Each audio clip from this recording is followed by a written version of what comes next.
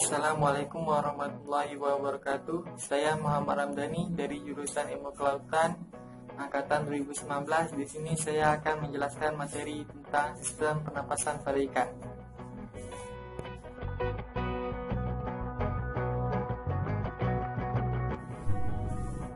Sistem pernapasan pada ikan bergantung pada suatu organ utama, yaitu insang.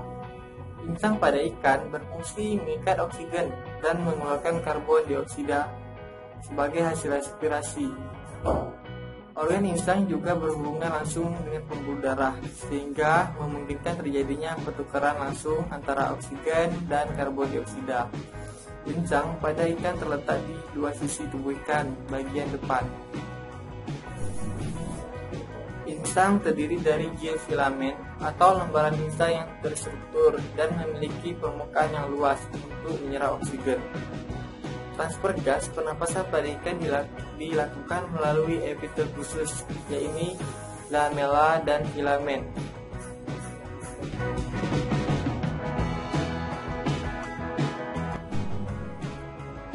Pada dasarnya, ada dua macam bentuk insang pada ikan sesuai dengan jenisnya, yaitu insang dengan operkulum atau tutup insang dan insang tanpa tutup atau operkulum.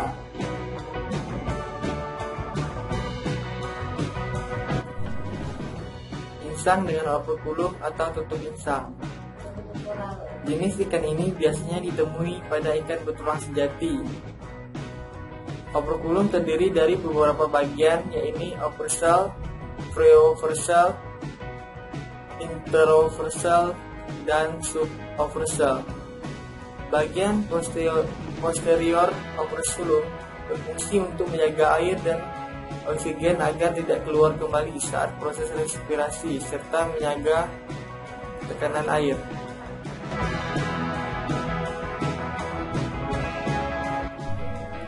Insang tanpa tutup atau operkulum. Jenis insang ini dimiliki oleh ikan betulang rawan. Pada jenis insang ini terdapat suatu struktur khusus yang disebut septum interbranchial.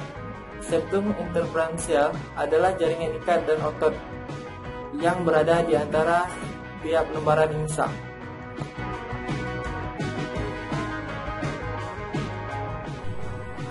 Selain berperan langsung pada proses respirasi sebagai alat pertukaran oksigen dan karbon dioksida, seperti halnya fungsi alveolus pada manusia, insang juga memiliki beberapa fungsi lain, diantaranya yaitu mengatur keseimbangan asam basa, mengatur regulasi ion, ekstresi nitrogen, dan menyaring makanan.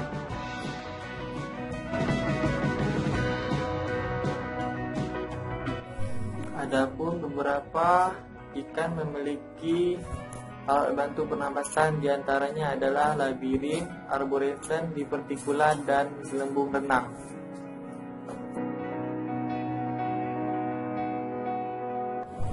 Labirin adalah salah satu alat bantu pernapasan pada ikan, namun tidak semua ikan memiliki labirin. Labirin adalah perluasan insang pada bagian atas yang terbentuk lipatan dan membentuk rongga yang tidak beraturan.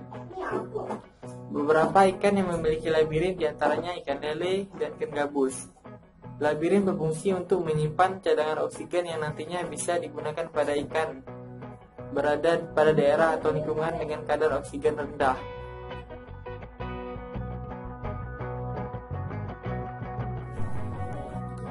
Beberapa spesies ikan seperti lele, gurame, atau nila juga memiliki struktur tambahan yang disebut arborescens.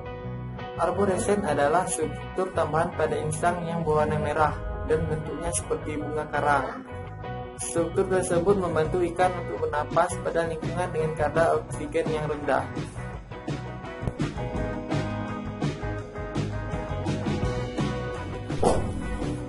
Pada ikan yang hidup di daerah tropis, misalnya gabus, biasanya terdapat struktur tambahan yang disebut dengan diverticula. Diverticula terletak pada daerah faring.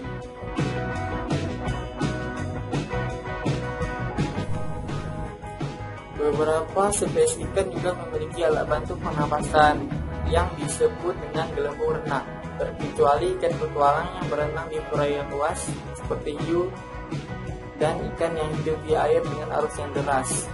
Bentuk gelembung renang bervariasi pada setiap spesies ikan. Misalnya pada ikan mas, bagian anterior gelembung renang pada ikan mas lebih besar dari bagian posteriornya.